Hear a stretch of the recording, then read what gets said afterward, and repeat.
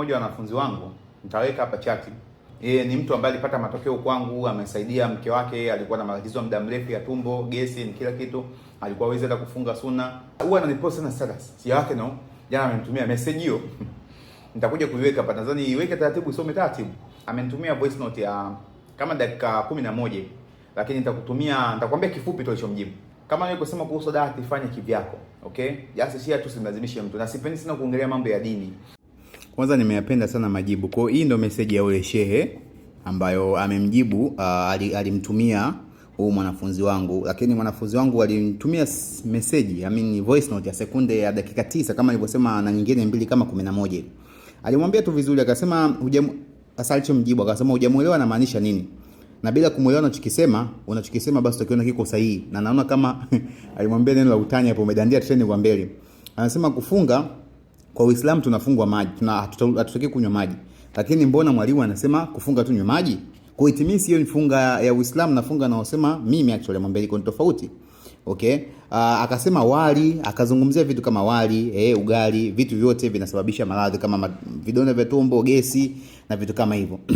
Na anasema na akamtolea mwanafunzi mfano mke wake, anasema mke wangu alikuwa hawezi kufunga hata hiyo sunna ya Uislamu, alikuwa hawezi kufanya chochote kwa sababu vidonda vya tumbo viko vinamsumbua sana.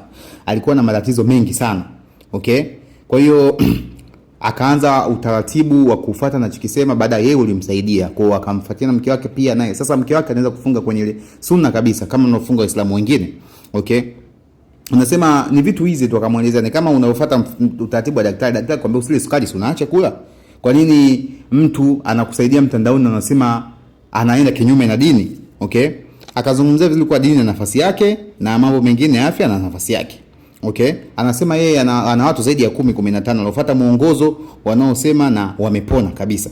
Okay?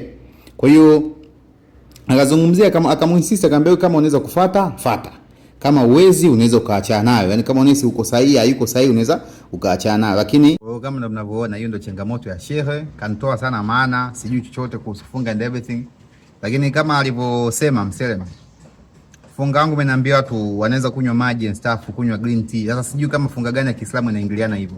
Na nasisitiza sana kwenye watu mambo yenye pressure, kisukari, cancer, unaweza kufunga hivyo. Kama unahisi uko mzima, hauhitaji fasting, unaweza kuacha nayo, lakini kuanza kumuingiza Mungu, kuingiza mambo ya dini, kujustify udhaifu wako, hapana. Usifanye hivyo. Kukaa njaa siku 3 sio jambo rahisi, kushinda na kunywa maji sio rahisi. So unaelewa sometimes mtu anapopata hasira. Okay, lakini kama unahisi imekushinda, unaachana nayo, usifate.